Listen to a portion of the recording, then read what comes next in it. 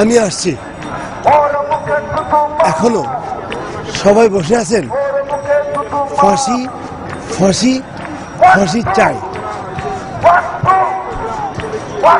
শেষ পর্যন্ত ফাঁসি চাই, এছাড়া আর কোনো উপায় নাই।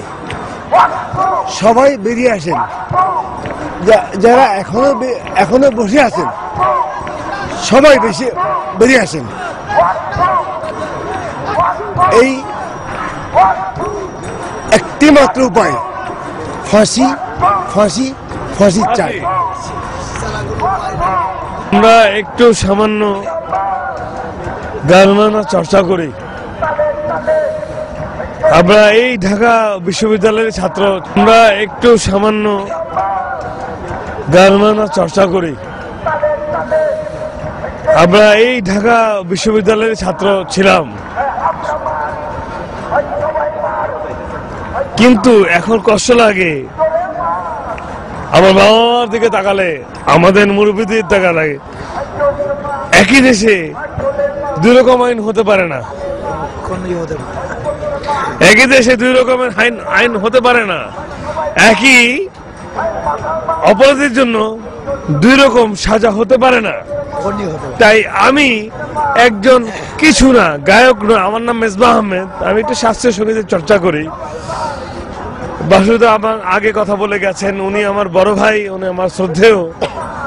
আমি একটা কথাই বলতে পারি, একটা দেশে একই অপরাধের জন্য দুটো আইন হতে পারে না। একটা দেশে একই অপরাধের জন্য দুটো আইন হতে পারে না। তো সেটা একটাই হতে পারে যে যারা দোষী তারা দোষী, যারা ভালো তারা ভালো, যারা খারাপ তারা খারাপ।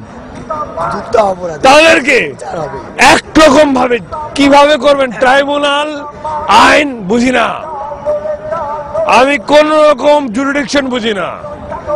আমি একজন সাধারণ ভাবে কিভাবে করবেন, ট্রাইব্যুনাল আইন বুঝি না, আমি কোন রকম জুরিডিকশন বুঝি না।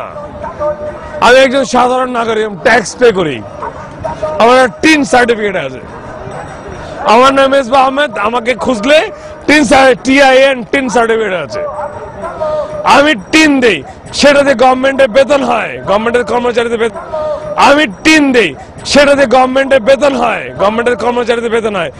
আমার দেশের লোকের কেন ফাঁসি হবে না?